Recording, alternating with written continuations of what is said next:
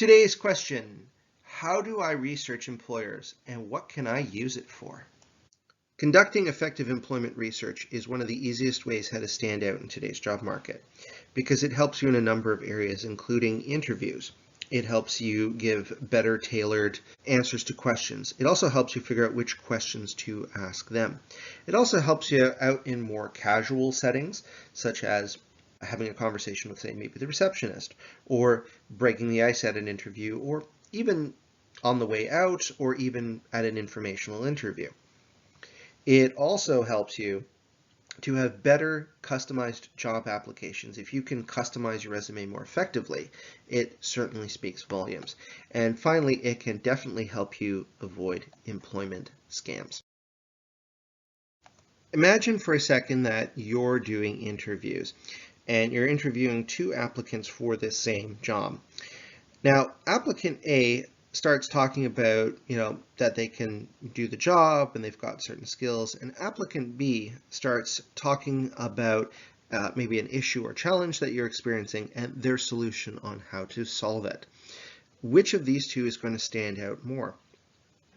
Now, imagine that the second applicant on the way out says, by the way, congratulations on hitting, and then starts talking about a recent success that your company has gone through. Which of these two stand out far more in the interview process? Well, it's going to be applicant B because they've given you the perception that they're already oriented and they're ready to hit the ground running. Same principle applies to resumes. Imagine seeing application A, which starts off by saying to whom it may concern. It's not really customized. It talks about the skills to do the job, but that's about it. And then there's application B, which is addressed to you by name and talks a lot about the challenges that you're currently experiencing. It's very tailored to the job posting. Which of these two would you call for an interview? And which one would you toss out? Well, you're going to keep application B because application B addresses the situation that you're in.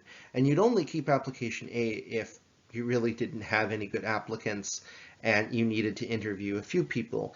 But you're going to spend far more time as a recruiter on application B because it's what you're looking for. So what about employment scams? Well, I actually did an entire video on employment scams and the things like the warning signs and the tools that you can use to vet possible opportunities. I have provided a link in the video description below to this video. Feel free to check it out. It's got some pretty interesting tools in there. So what's some important things to know for employment research? Well, you're going to want to know what's big going on in the industry. You're going to want to know what are the companies in the local area, and you're going to want to know what is the industry outlook so that you can tailor your applications and your interviews to these questions. So if you're looking to figure out what's going on that's in the industry, what's going on in the news and so forth, one of the great tools that I recommend is Google Alerts because this is like a personal news assistant. In terms of companies in the local area, I would use Google Maps. We do this all the time to find things like restaurants. We pull out Google Maps and we say, find restaurants near me. So you can do the same thing with different employer types. The other thing is I would cross-reference this with local job boards to find out what are some of the opportunities in the area with those companies. So you can actually search by company. And finally, for industry outlook, I would just take a gander on Google Trends, and this gives you an idea of what people are Googling and how often they're Googling. So it gives you an idea of what are people thinking about as it relates to the industries. Now let's talk about companies. So one of the questions I always ask people is, what is cool about this company? And some ways to think about what is cool is not necessarily benefits or how much money or anything like that. But things that companies are particularly proud of are things like big projects. Sometimes it's their corporate culture.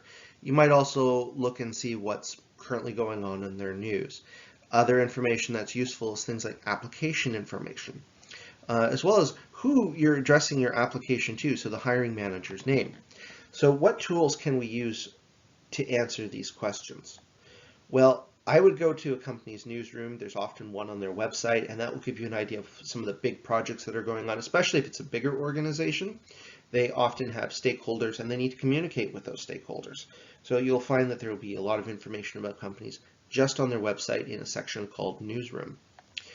In terms of dress code and culture, I would look at things like social media or Glassdoor. Social media in particular, you can get an idea of casually looking through.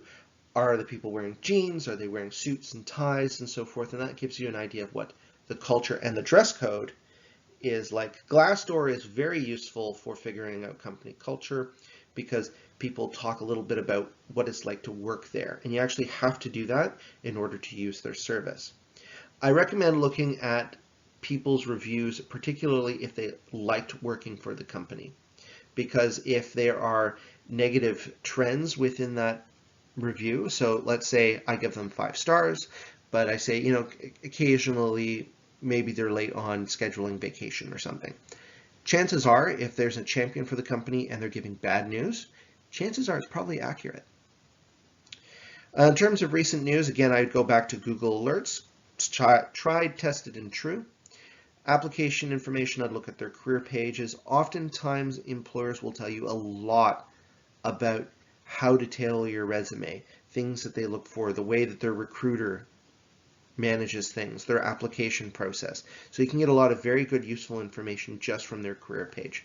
And in terms of hiring manager, I would cross-reference with LinkedIn because you not only get a name, but you also get a sense of who you're actually talking to. What is their background? What is their experience?